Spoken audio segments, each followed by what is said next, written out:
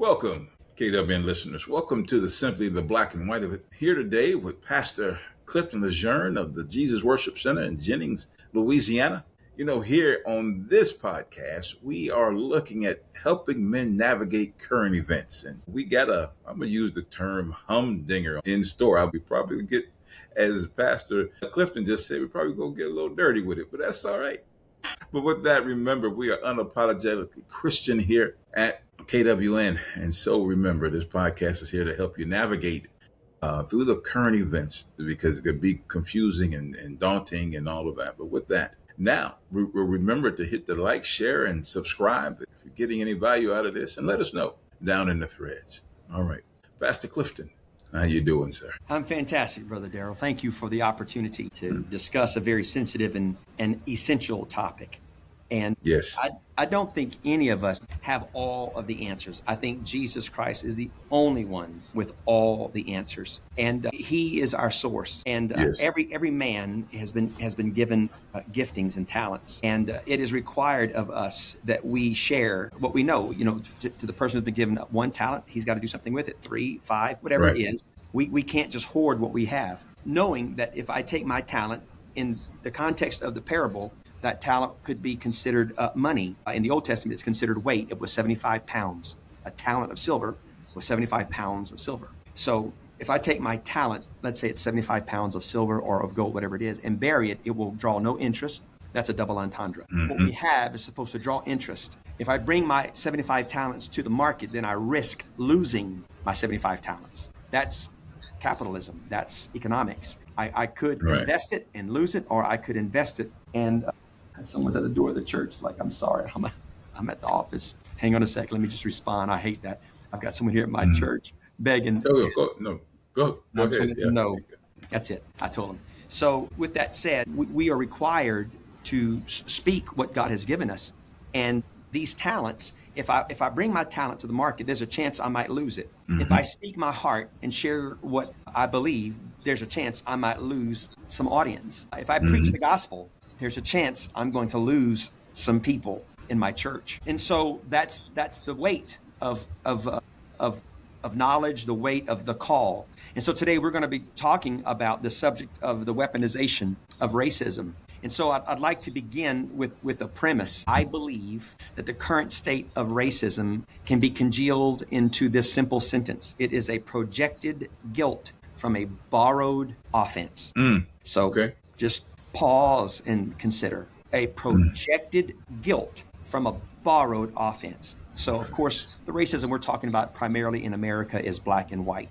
That's the current racism. And I could really argue with that, because if you expand out on the planet, it's very different. But just in America, and that's our context, it's the black and white, right? So projected guilt from a borrowed offense. Let's reverse engineer that, a borrowed offense. Okay, so no one today in America, there is no African American, whatever which terms we use to describe the race that we're referring to. If there's no one that has been a slave, no man or female or woman has had leg chains, have been sold on an auction block in America with the faith and full faith and credit of the United States, or the support of the government, of a local mayor, sheriff, or et cetera. That hasn't happened in our lifetime. So what we're talking about now is often reparations, are things that have to be done today to be made right from what's happened before. So it's an offense that occurred years past that has to be borrowed by present day people who have not experienced the thing that they are offended by, and they are projecting the guilt on people who did not commit it. I'll say this, all projection requires reflection. In other words, the projection cannot be successful unless there is an object or something for it to reflect what's being projected. You could have a $1 million LCD projector and project it into the sky, and you'll see nothing. It needs a screen. It needs a backdrop. You could project it onto a building, onto a tree, onto something, but all projection requires reflection. The success of the projection depends on the reflection. I refuse to reflect what is being projected, because guilt is a manipulator. Now, this is very important. During COVID, the Lord gave me a little revelation, or at least insight.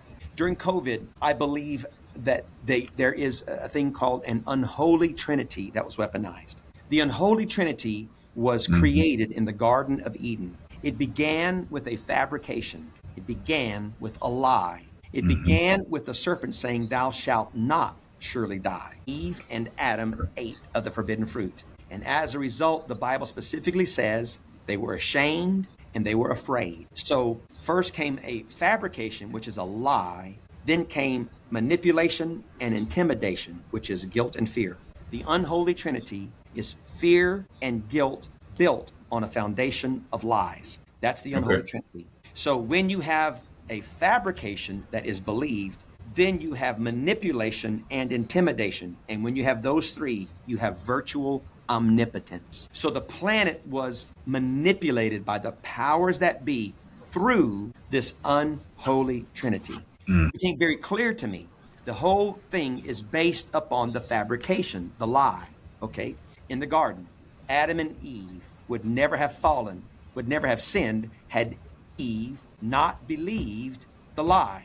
Had she rejected the lie, there would have been no manipulation, there would have been no intimidation. Manipulation and intimidation was built upon that lie. Today in America, the power of manipulation of government is based on the guilt that the race baiters can project onto innocent people. And they can intimidate them into doing things that are irrational, unreasonable, and quite simply unfair. Taking from people who have and giving it to those who have not. That's stealing. Doesn't matter what you call it. It's stealing. No one has the right to another person's property. And yet we believe through the acts of racism. Of course, we could break it down even a little bit further. What exactly is racism? All right. So question, is racism the treating people differently because of their race? And you have to be careful, because if you say, yeah, if you treat somebody different because of the race, you're going to have a problem with that, because now the Bible is full of racism, right? I mean, I remember reading somewhere in Romans chapter 1, Paul said, "I'm not ashamed of the gospel of Jesus Christ. It's the power of God to salvation to the Jew first and also to the Greek." The Bible literally says Jew first. In the New Testament, in the dispensation of grace, it said the Jew first, and you can find that in more than one verse. Now, is the Bible racist? Hold on, before you answer. Jesus Christ, he specifically tells the Jews, the apostles, to go to the house of Israel and to reach them. A Syrophoenician woman who was not a Jew, she was of a different race. She came to Christ and the apostles and asked them to cast out the devil that her daughter had. Jesus specifically tells her, "Woman, I am not sent but into the lost sheep of the house of Israel." That's Matthew 15:24. He literally is telling the woman, "I would help you, but your skin's the wrong color."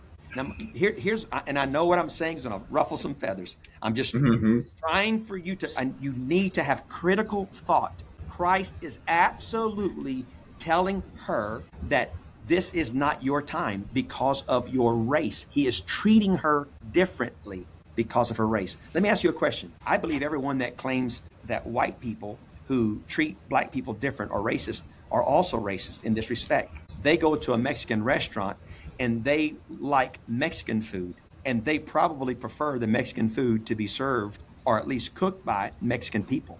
Now, it's okay for other people there, but we know the best Mexican food isn't going to come from some flat-footed Cajun been raised in Louisiana his whole life. The best Asian food is going to come from a Mexican. The best Japanese food isn't going to come from a Mexican. The best Japanese food is probably going to come from a Japanese. That's not racist. No. So it's not the treating people differently because of their race. It's the mistreating of people differently because of their race. There's nothing wrong with treating people differently because of their race. There's different expectations from different races, from different people. We all have proclivities. This is honesty. Where's that in the Bible? Well, I'm glad you asked. In the book of Titus, chapter 1, the Bible says, even one of their own prophets says, Cretians are always liars, evil brutes, lazy gluttons. Now, this is Paul talking to Titus about how the Cretians, that's a race, their prophets say of the Cretians that they are always liars. That's a pretty general statement. In the Bible's recording somebody painting an entire race of people as all liars, evil brutes, lazy gluttons. Excuse me. Titus 1:13. Listen to what Paul says. This testimony is true. Therefore, rebuke them sharply so that they will be sound in the faith. My Lord. Okay, now, again, I am not advocating that. Of course, we know that every single to a person Cretan is a lazy glutton, but there were known, that race of people were known for those proclivities, and those proclivities were infecting the church. So Paul had to tell Titus to correct a group of people who were of a specific race, whose race generalized a specific behavior. That's Right. in the Bible. So let's look at America today. I don't have this for you, but here's the graphic. I'm going to read some information. The source is datahazard.substack.com. Interracial rape and murder stats by victims age. And it begins to list the victimization: white on black rape, murder, black on white rape or murder, and then black on white and the percentages. Under age 14, the white on black rape murder rate is 11. Under 14, it's 39% for the black on white rape murder. 18 to 24 years old, 18 is committed by white on black rape or murder, but 250 by black on white rape. And if you keep going, it goes all the way. The total comes out to the number of, in a year's time, is 931 were either raped or murdered by a black man raping or murdering a white male or female. Only 132 were white. So the reality is that the vast majority, this was the, again, if you looked at it, take a screenshot. 98% of interracial rape and murders of the elderly were committed by black men. 88% of all interracial rape and murders were committed by black men. 85% of all interracial murders of females committed by black men. 75% of all interracial murders committed by black men. So I did a little research. I asked ChatGPT, how many species of lethal worms are there? How many worms? I'm talking about worms, actual, worms. How many, the little slimy things that sliver on the ground and they can't stand upright. They're worms. How many lethal worms, how many species of lethal worms are there? According to ChatGPT, there are no free living worms that actively hunt and kill humans. There are no worms that are venomous that can kill a man, according to ChatGPT. Now, there's parasitic worms, microscopic worms, but the worms that you see with your hands, all that kind of stuff, according to ChatGPT, none. Then I said, how many species of lethal snakes are there? Now, according to ChatGPT, there are over 4,000 species of snakes, and it said only about 6% are capable of killing a human.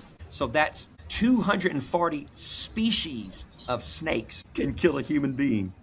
Now, we do not tell our children whenever they're playing in the yard and there is a worm. We do not scream and run and grab them and pull them away for fear that they're going to be bitten by a worm. They're not afraid of worms. Neither are the parents afraid of worms, because we all know worms will do our children no harm. But if they're in that exact same yard and there is a snake, one of my friends told me there's 3 kinds of snakes he can't stand: live snakes, dead snakes, and sticks that look like snakes. I agree. Like, I'm the same way. I'm not smart enough. I know there's good snakes. I know there's these, what do you call them? I can't even think of the name right now, but it's the snakes, the king snake, the snakes that eat other snakes. No, so yeah.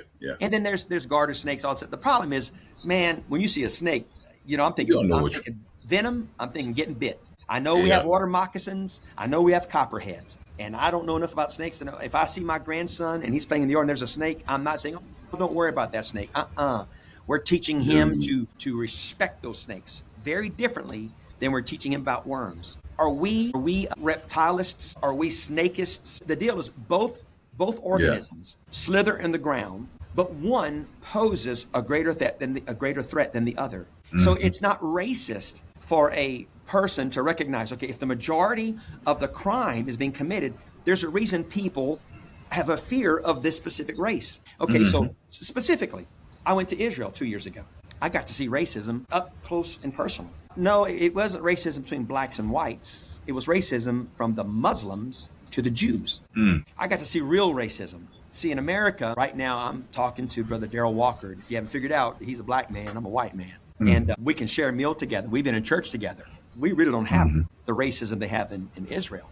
We can eat in the same restaurants, and I get served food, and I work far. I've done all, it doesn't matter. But in Israel, there are places that you cannot go if you are a Jew because they are controlled and run by Muslims. There's big red signs written in Hebrew and in English and probably some other Arabic and maybe another language. But I know for sure it's in Hebrew, Arabic, and in English because I've got the pictures of those signs. And it says specifically, warning, in danger of life if you come here. I saw that. Wow. I'm like, dear, now that is racism. Yes. So we're living in a time when there are people who profit from this constant division, from this constant upheaval. And I have the same take on the racism as Morgan Freeman. When he was asked in an interview, what do we do to stop the racism? And he said, don't talk about it. Right. Leave it alone. Leave people alone. I have a sermon that is based on that premise. I didn't make the sermon from Morgan Freeman's statements, but it's a message that I preached before I heard Morgan Freeman's statements. I was cutting my grass, and often that's whenever the Lord will talk to me because I'm like in a meditative state. And my wife and I had an argument, and she had said something that really hurt my feelings. I'm a big softie. And I remember where I was right by the stop sign on the corner of my lot. I have a corner lot. And there's a stop sign on my property. I was right by the stop sign on my lawnmower. And I asked the Lord, I said, Father, how do you unhurt a heart? And immediately I heard the voice of the Lord say, you unheart the hurt. I stopped. I'm like, oh my God, I know that's a word from the Lord. I took my phone out. I began doing voice to text. I began to write. The way you unhurt a heart is you unheart the hurt. You know what it means to put your heart in something, right? That means you give it all you got. You pour your energy into it. Right, the way right. you unhurt a heart is you stop pouring your energy into that hurt. Yeah. You take the hurt and you put it in a room and you close the door and you put DNR on the door. Do not resuscitate. Yeah, Leave it alone. I like that. Yeah. Leave it alone. There's no way my marriage is going to last if I keep bringing up what my wife did to me that day. There's the only way my marriage is going to last is if I learn how to forgive someone that may never express remorse for their mistake or admit they made a mistake. Because there's a whole lot of times that my wife has hurt me and she didn't even know it. But I had to choose to forgive her, and she's not some bad person. We're just human beings. And likewise, she has to forgive me because there's times I've hurt her, and I was completely clueless that I hurt my wife. But I did hurt her, and she had to forgive me without me even saying, honey, I'm sorry for what I said. Please forgive me. This is what godly, mature people do. We forgive. Right. The root of this, in my opinion, is envy. There is the socialism, the political realm right now that's pushing socialism, that believes that other people have a right to your property. It's so demonic. It very much. Yes. Mamdani in New York has gotten, because it appeals to the carnal side of people. It appeals to, quote, the poor people, right? Because the poor people, well, how much is too much? How much money is enough? Well, I don't know. What do you think about you? How much are you getting? Are you getting $300 a month in EBT? Is that what you're getting? How much is enough? Because there are places on this planet that their monthly income is about $3 a month, like in Caracas, Venezuela. What makes you as an American think that you have a right to the government to give you $300 a month for EBT food when in Caracas, Venezuela, they only get $3? Why are you 10 times more valuable than them? I mean, it's all a matter of comparison. Compared to what? You see, stealing $100 from Elon Musk is no different than stealing $100 from a homeless person. Granted, the homeless person could use the $100 much more than Elon Musk, and the $100 is going to hurt the homeless person more, is going to hurt Elon Musk, but it's still stealing. Adam and Eve, what got them evicted out of the garden wasn't murder, it wasn't rape, it wasn't homosexuality, it wasn't abortion. All they did was, I mean, literally, really, when you break it down, their action, you could say, well, it was disobedience. Their action was to take a bite of fruit. That's it. I mean, looking from the outside, take a look at like, oh my God, all they did was take a bite of fruit, whatever the fruit was, apple, fig, whatever it was. They took a bite, and that was sufficient to get them evicted out of the garden. Okay, so sin is simply the violation of the law. It's missing the mark. And so we categorize these things and we make some things big and small, but the reality is when the Bible says do not steal, it means do not steal. When it says do not covet, this is what Satan has weaponized in America. It is covetousness. It's wanting what someone else has. It is envy. And All of this race garbage devolves into money. And the Bible specifically says the love of money is the root of all evil. And so in order for all the things to be made right concerning racism, we have to chalk up some money. America, or every white person, or whatever, ultimately we have to give. And give what? Give how much? Give half of our income, give half of our savings. What? When is enough? The answer is it's not enough, because the issue isn't the issue. The issue isn't racism. The issue is the love of money. And the issue is an offense that has been borrowed and that is now taken. I've seen this in politics in our local city. There are people that it doesn't matter what you do. It doesn't matter how much you give. It's never going to be enough, because the issue isn't the issue. Well, what about this? What about that? It's like, what about, I was in a council meeting, and a woman actually said this.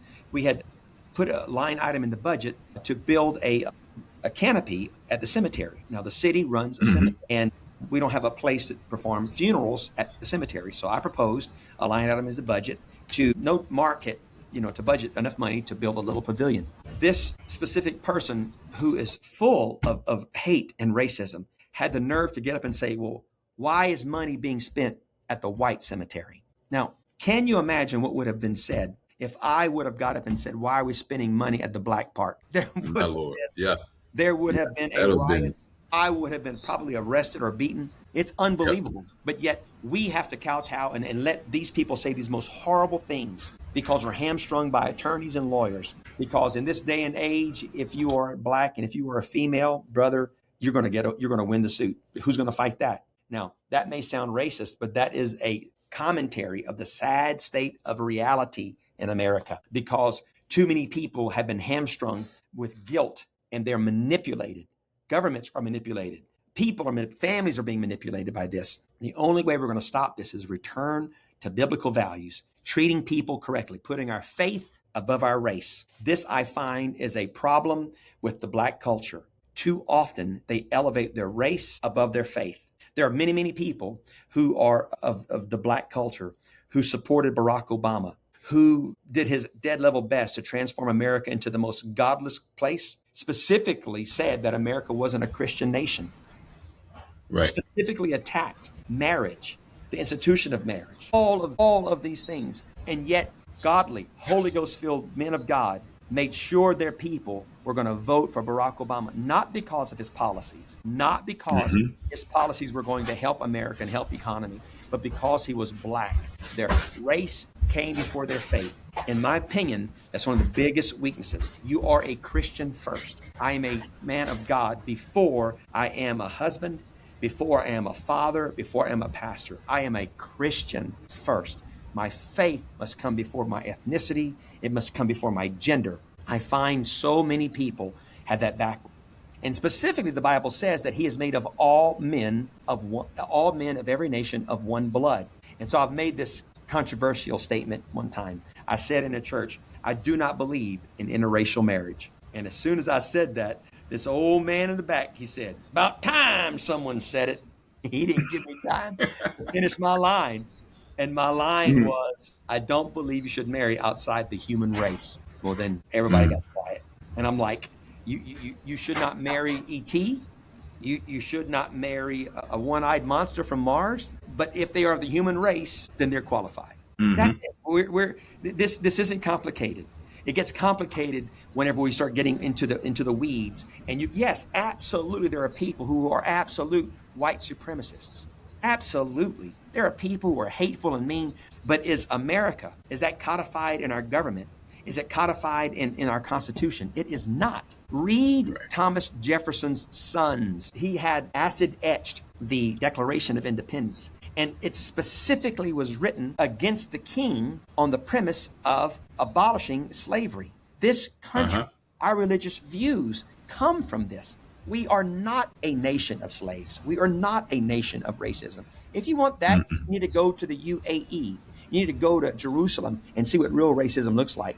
You need to go to Africa and watch how the tribes, how the Houthi and the Sunni and all these different tribes are butchering one another because they're of a different tribe. And yet their skin's the same color, but they've got some extreme racism. They're butchering one another because they are their different tribe. So I'm not going to reflect the projection. I'm not going to follow DEI. I'm not going to No. hire someone because they're black. I'm looking specifically for a person who's qualified. My last student pastor was black. His name is Charles. His wife is white. All of that is incidental. Had nothing to do with him being my student pastor. Why was Charles Gautreaux my student pastor? Because he's the most qualified. He was the most talented. He was the most gifted. And I hired him, and he was fantastic at it. Now, my student pastor is a woman. Her name is Natalie. Why did I hire Natalie? Well, duh, because she's a girl? Absolutely not. I didn't bring Natalie on as student pastor to replace to replace Charles because she's a woman. It's because she's the most qualified. She's the most talented. And when you do that, you'll be amazed at how often you're going to fulfill all the DEI requirements if you just find the qualified people. Our church is full of people. We don't reach for the black man. We don't reach for the white man. We don't reach for the Hispanic. We just reach for the people. In fact, what I tell people to reach for is people that are in the 4-H club, the hurting, the hungry, the humble, and the honest. That's it. It's just people. In the gospel, every creature needs a preacher. And so we reach. Consequently, our church is filled with, we have Hispanic couples. We have some same-sex couples. We have several black families. We have some interracial families. We have it all because we just love people. And I know people, you can't. I am not receiving this. And I've had people leave our church because they claim I'm racist. Do what you want. Call me what you want. I'm not going to defend myself because I'm not going to be manipulated by your projection of your borrowed. Right. I know who I am, and I don't need to defend myself. If this church isn't where you want to go somewhere else. I'm not going to all of a sudden, oh God, people think I'm racist. I better get a black preacher to preach for me. I better get a female to preach for me. Nope. I do have black men preach for me, but I have them preach because they're anointed and they're powerful, not because of their race. I have women preach for me, not because they're women, but because they're anointed and they're gifted in a specific area. If people will just go back to what Martin Luther King Jr. actually said, judged on the content of their character, not the color of their skin. Come on, yes. This is just basic, this is common sense, for crying out loud. And if we just did that, that is biblical. So I think we get into trouble when we go woke. I think we get into trouble. And the reason we go woke, and again, this is my opinion, but I've seen many powerful organizations go woke where they insist, I'm talking denominations and ministerial organizations, where they are trying to get people to do what DEI suggests. And like in a speaker lineup, we got to have at least one black man. Well, what do you think everybody thinks? Now, every time there's a conference, there's going to be at least one black speaker.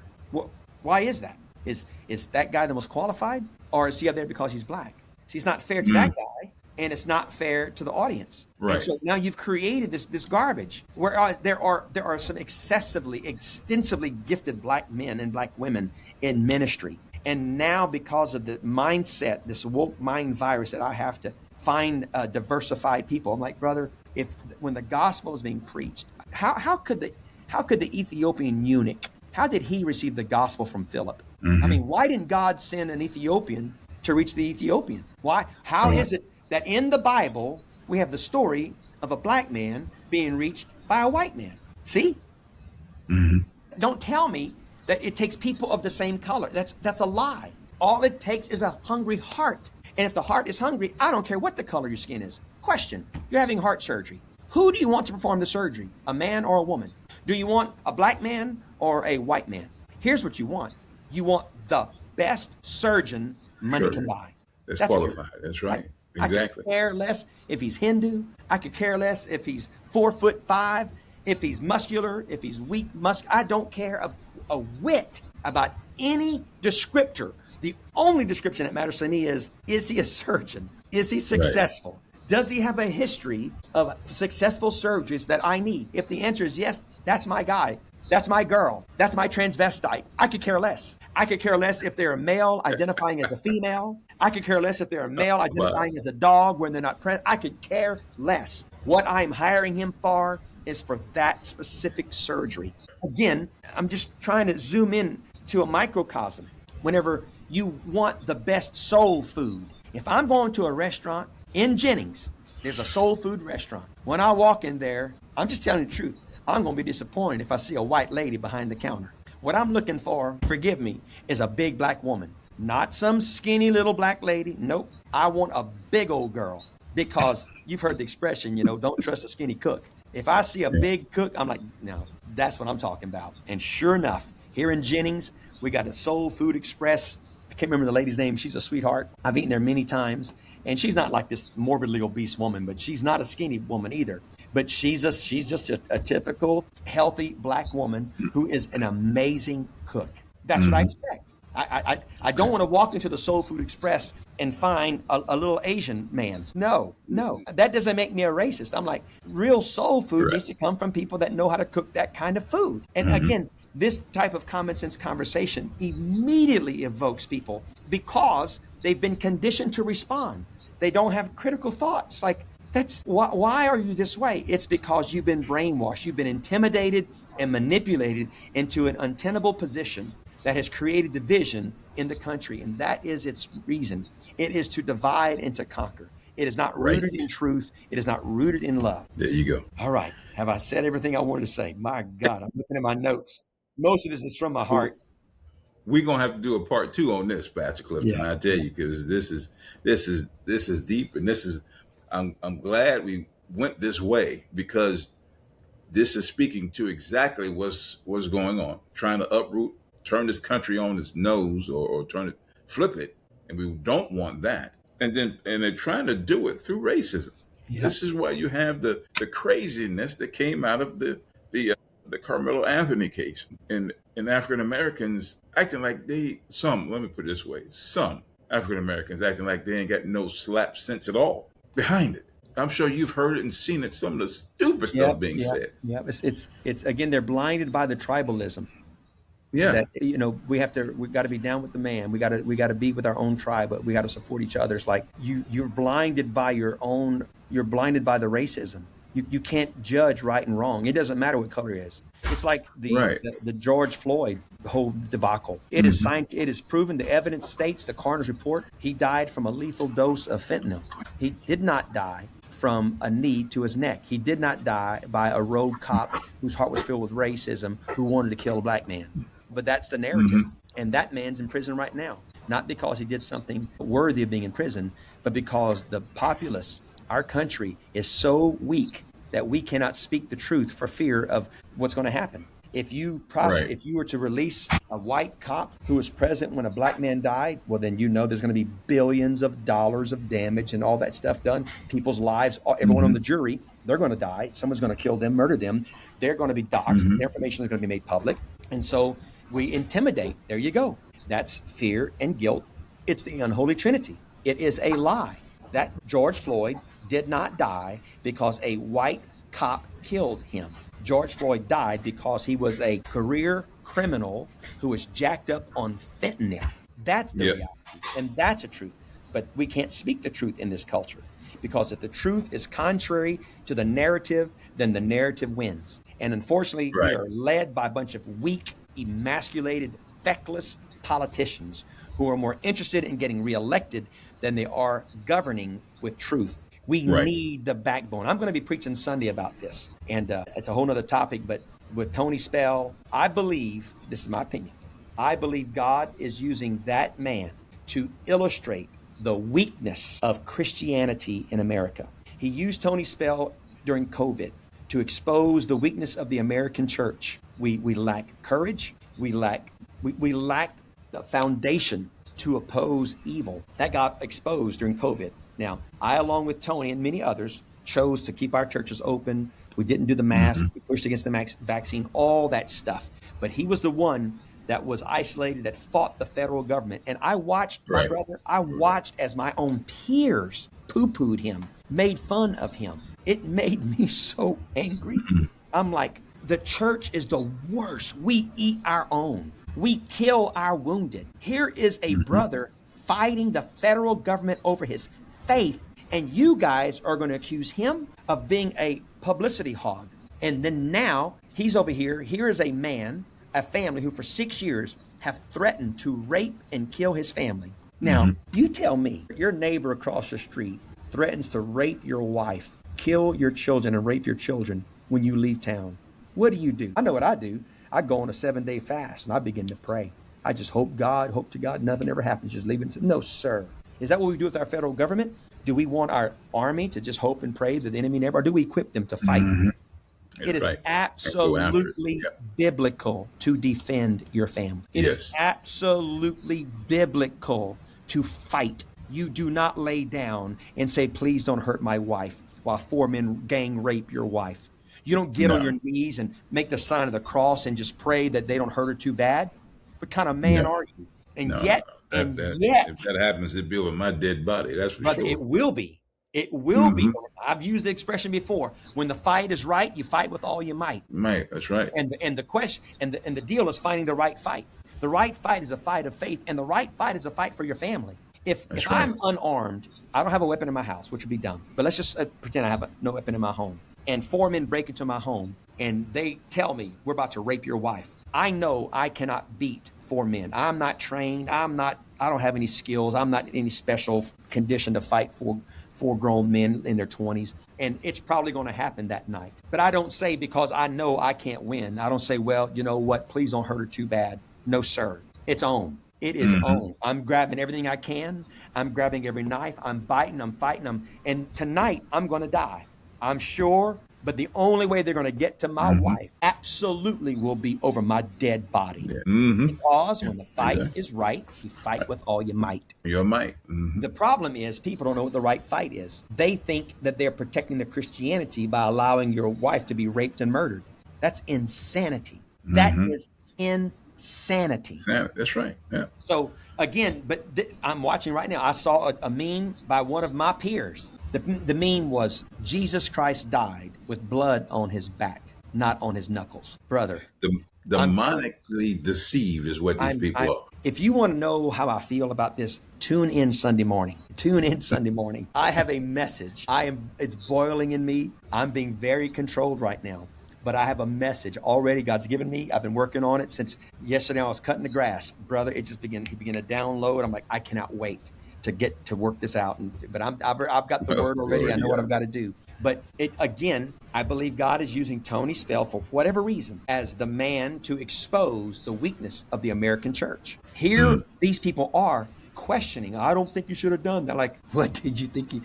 Well, he should have talked. What makes you think that wasn't what he was doing? He was crossing the street. Who was it that came out swinging? Who was it that threw the punches? It wasn't Tony Spell. It was the other guy. So what's he supposed to do? Lay on the floor? No, absolutely not. No, absolutely. No. Especially if I'm coming to talk to you and have a face-to-face, brother, are you serious about what you just said about my wife and my children? And then that man takes a swing at me. It's on. It's on. It's exactly. On. That's it. It's and on. You can judge me. Consequences, I don't care. It don't matter to me. It's the same way with COVID. You do what you got to do. I told the sheriff, the district attorney, you do what you got to do. The sheriff sent a deputy to my house to try to shut me down during COVID and got out of his car. I think I may have told this story on this forum already, but they were trying to intimidate me. And that doesn't work with me, not for the most part. There's a few things you could do to intimidate me, and threatening.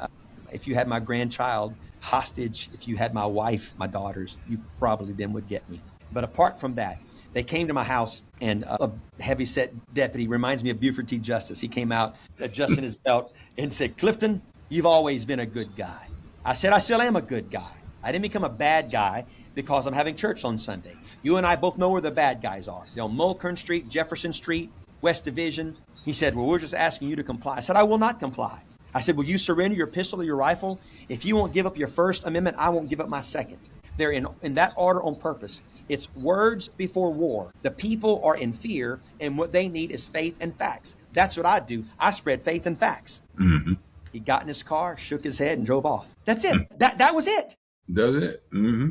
Again, all it took was someone standing up. They didn't arrest me. They didn't beat me down, and they very well could have. But it didn't matter to me. You do what you got to do. This is what I'm going to do. This is who I am. This is not my religion. This is my faith. This is not my industry. This is my ministry. This is not my career. This is my call. I am living for God. I don't do this to earn an income. This is who I am. And this is where America, where Christianity has to go back. We have to go back to our faith. That's first, not our race, not our political party. I'm very passionate about politics. I support most Republican candidates, but I don't support every Republican candidate, and I don't support them because they're Republican. I support the people who share my biblical values in their policies, not their personality, not their personal principles, the policies. That's how I think. That's how and whether it's right or wrong, I'm just telling you that's how I do it. And Right. so I can disagree with Donald Trump on his support of Julia Letlow. And I do. I am not voting for Julia Letlow. I'm voting for John Fleming. So Donald Trump and I are not on the same page when it comes to our senator, but we are on the same page when it comes to many other things. So I can disagree with him on some topics, on some appointments, and I can agree with him on the others because I'm an adult. I'm a man. I can think. I'm not blindly following Donald Trump. I'm not blindly following the Republican Party. I am looking at each individual. I'm looking at you just have to think. We have surrendered critical thought to media. The Bible says God hasn't given us a spirit of fear, but of power and of love and of a sound mind.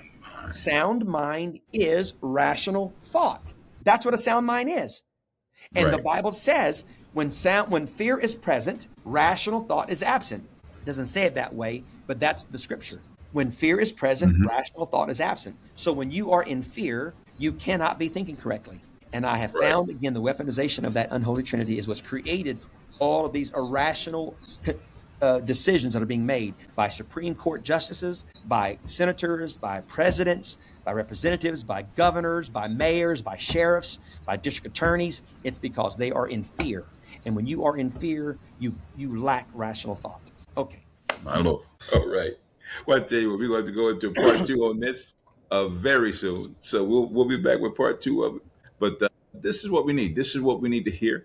Pastor Clifton has brought some serious word from the Lord about what's going on with racism, why it's been weaponized. And we got to continue with this on. Thank you again, Pastor Clifton, for being with us today here at the Simply the Black and White of It. Thank you. Like I said, we'll have you back very soon for part 2 of this conversation. And with that, you KWN listeners, keep remembering that God is able. He will allow you to be able to do that which you need to do as well. All right now. God bless you.